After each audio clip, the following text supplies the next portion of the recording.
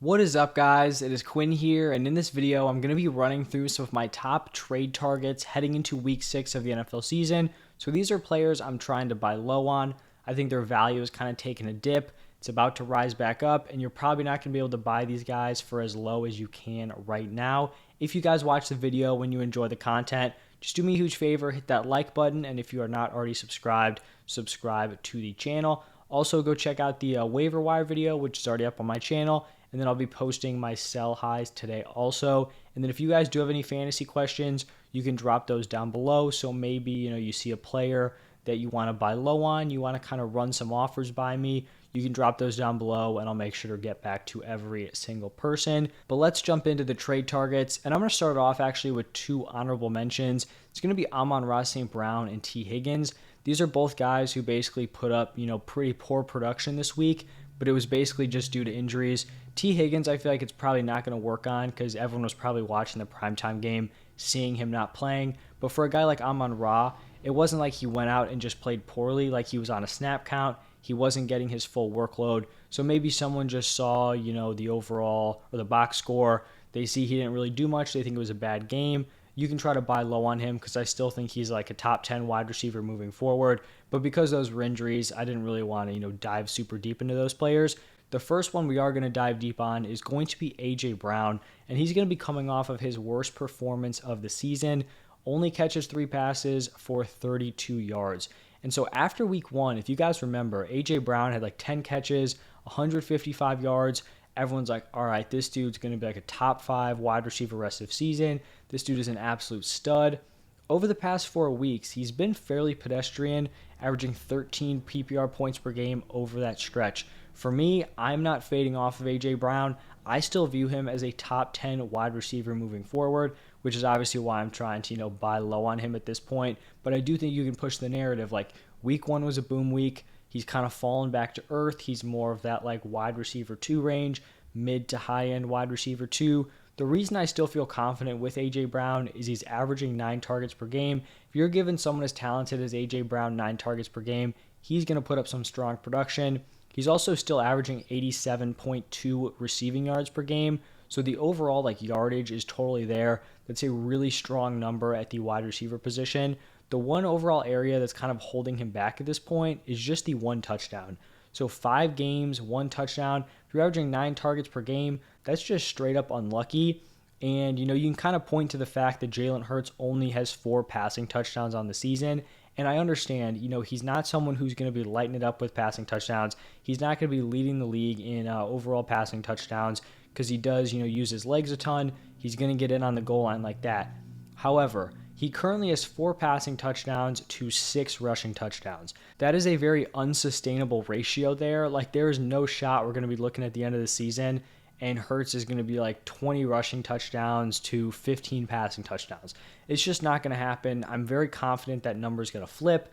Obviously, I don't think Hurts is going to be, carrying A.J. Brown to 12, 13, 14 passing touchdowns, but all he needs is 7, 8, 9 on the season, and I think he can turn in a top 10 season. So I think this is the perfect time to go out, try to bring in A.J. Brown, try to buy him as if he's a mid to high-end wide receiver 2, when in reality, I do think he's a top 10 guy moving forward.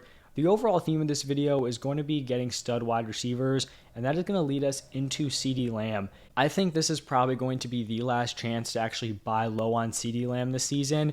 Overall, his value has just been an absolute roller coaster. He heads into the season being viewed as like a mid-tier wide receiver 1. He was basically the top guy after that consensus group of Kupp, Jefferson, Chase, and then you had Diggs, Devontae Adams.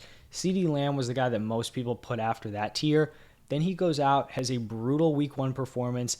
Dak goes down, and people were selling off CeeDee Lamb for like high-end wide receiver 3s. Like, people were out on CeeDee Lamb. He was viewed as like a back-end wide receiver 2. Then he starts balling with Cooper Rush. He gets elevated back to probably wide receiver 1 territory rest of season. Week 5, down game, 5 receptions, 53 receiving yards. I am very, very high on CeeDee Lamb's overall ceiling rest of season. After week 1, I'm not going to lie, I was a little concerned. It's not like I was, going to be giving him away for nothing, but I was kind of like, did I like fall for the fact that he's not this elite wide receiver? and we're just buying into the fact that he's going to be the number one. Like, those were kind of the thoughts going in my head, because typically I've been much lower on CeeDee Lamb than consensus. I'm flipping here. I am in on him. The fact that he has averaged 17.5 points per game without Dak Prescott at quarterback, that tells me that this dude is a stud and he is here to stay. And I truly believe that when Dak gets back, whether it's week 6, week 7, week 8, from that point on to the rest of the season, I truly believe that CeeDee Lamb has top 3 wide receiver upside, and Dak could be back, as soon as week 6. Now, they are winning without him, so they're probably not going to rush him back. Obviously, people are making jokes like Cooper Rush going to take over for Dak Prescott. I think we all know, for fantasy-wise, Dak Prescott is definitely the higher ceiling player. So rest of season right now, I would firmly take Kupp, Jefferson, and Diggs over CeeDee Lamb. After those 3 players, I honestly think we can have a conversation. You take Devontae Adams, you take in Tyreek Hill. You could take those guys. I wouldn't hate you for it. I'm on Raw, whatever you want. But I do think it is a conversation.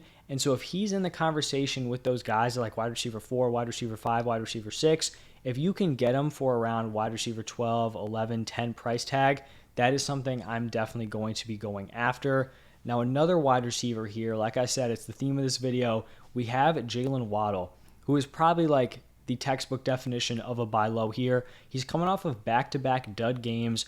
Week 4, only 5.9 points. Week 5 here, only 5.3 points. So back-to-back games of under 6 PPR points. I think people kind of view Tua's injury as, I'm not going to say more serious than it is, because it was clearly very, very serious. It was very scary. But in terms of the timetable for his return, I feel like people are thinking this dude's going to miss like 5, 6, 7 weeks. They did not put him on IR. I think it's very possible he could be back within the next 2 weeks. And when Tua is in the lineup, Jaylen Waddle is a top 12 wide receiver, in my opinion. When Tua is healthy, Jaylen Waddle is a locked-in wide receiver. Set it and forget it. He is in your lineup. So now if you are a, struggling team, you're sitting at 0-5, 1-4, maybe even like 2-3, you probably don't want to buy Jaylen Waddle here, just because you're going to have to accept at least, a week or 2 of some probably poor production with whoever the quarterback is going to be there. But I think if you're a winning team and you can buy low here on Jaylen Waddle, it's something I would definitely be going for as a long-term option. If I was going to go out and try to bring in Jaylen Waddle, I'd be hoping that he is on a roster of a struggling team, because just like I said, you don't want to trade for him if you are struggling. If a team is sitting there 1-4, 2-3, they have Jaylen Waddle not producing in their lineup, they're going to be much more likely to want to move him off of their rosters. So I'd be looking at some players who have kind of overachieved. Maybe a guy like Tyler Lockett, who I wasn't super high on, but he's definitely going to prove me wrong. He's been super solid. I believe he's a top 12 guy in terms of points per game at this point. Like, long term, I'm definitely preferring Jaylen Waddle. Throw out a Tyler Lockett deal, because he's been producing recently. Even a Gabe Davis coming off of a massive game. Talked about him as a sell high option. These are the types of offers I'd be throwing out there for Jaylen Waddle. Now, another wide receiver here, another stud, it is going to be Chris Godwin. And so I think he's another solid buy low. Since returning from injury, he's basically given you back-to-back floor weeks here in week 4 and week 5. Week 4, he had 7 receptions for 59 yards. Week 5, he had 6 receptions for 61 yards. I'm not sweating the touchdowns. They're going to come in this Bucs offense. We know they're a high-volume passing attack when they have their weapons. They're going to score a lot of points, so I'm not worried about the touchdowns. These games with a touchdown, he's giving you like 18, 19 points, which you're feeling super great about in your lineup. I think of all the Buccaneers' weapons, Chris Godwin probably has the highest weekly floor, at least at the wide receiver position. I think he's safer week to week than Mike Evans. He definitely doesn't have the elite ceiling that Evans does week to week, but I think Godwin is a very, very safe play. And I think people are forgetting, we drafted Chris Godwin as a discount. I'm sure you drafted him round 4, round 5, round 6, maybe even round 7 if your league mates, weren't super sharp, because he was coming off of that ACL tear. And the general idea was maybe he misses a few weeks early on in the season, he struggles a little bit, and then second half to back half, he's going to be a league winner for you. We are way ahead of schedule here. Chris Godwin played in week 1, then suffered a totally different random injury, has come back, from the ACL and this other injury, and is giving you startable weeks in back-to-back games. So I think he's ahead of schedule here. So the fact that he's giving you, wide receiver 2 production now, which is where you drafted him at, back half of the season, he could be an absolute stud because he may not be, 100% at this point. So I think he's someone I want to get on my roster now. Buy him low. He's going to be peaking throughout the season. I think this Bucs offense is going to continue to get better. So he's definitely someone I want to be going after. And then the fifth and final buy low option, we're finally pivoting off of the wide receiver position. We're going to be going with Travis Etienne here. He has now led the Jaguars backfield in snaps for the second straight week. And I know he's not necessarily like a buy low because he's coming off of a 14.4 point game, his best fantasy performance of the season. But like on the whole, you're getting him way lower than where you drafted him at. He's only averaging 9 PPR points per game on the season. And early on, I was concerned. I had a lot of Etienne on my teams. He's not someone I moved off of just because I wasn't trying to sell low on him. But through like 3 weeks, James Robinson just looked undeniable. It wasn't that Travis Etienne had been horrible. He did have some mistakes in week 1. I think he had a drop and a fumble or maybe 2 drops or something. So he had made mistakes, but it's not like Etienne was just playing like an absolute trash can. James Robinson was just coming out like a stud off of that Achilles tear. Past 2 weeks, not as hot for James Robinson. The rushing efficiency hasn't been there. He hasn't really been a factor in the receiving game. And I think Etienne is still in play for that upside that we drafted him at. So obviously when we're looking at him as a season-long asset, he's definitely probably still going to be disappointing because he's had a rough start to the season, right? Like if he was a hit, he'd probably already be averaging 13, 14 points per game at this point, doing what a guy like Breece Hall is doing. But from week 6 on, I think he's still in range for that upside. And now you're going to be able to acquire him like much, much cheaper. And overall, this Jaguars offense started off like a pretty strong unit, which I think is kind of counterintuitive here. But I think it's better that the Jaguars offense is not good for Travis Etienne because I think those game scripts benefit Travis Etienne better. Also, it's like if this standard lineup isn't working with James Robinson, maybe we got to pivot to the higher ceiling player.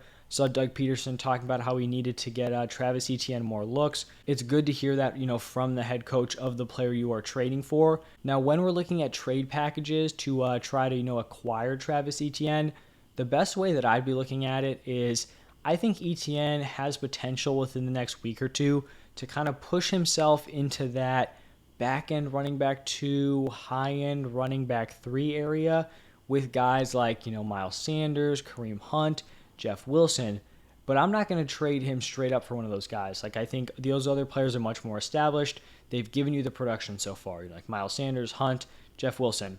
So what I would do is if I had a guy like Sanders, Hunt, Wilson on my team or someone else in that tier, I would offer a deal, where I'd be getting Etienne, but then I'd be getting a positional upgrade on top of it. So I'm getting Etienne, I'm moving off of one of these running back 2s, but then I'm moving up from a mid-tier wide receiver 2 to a wide receiver 1.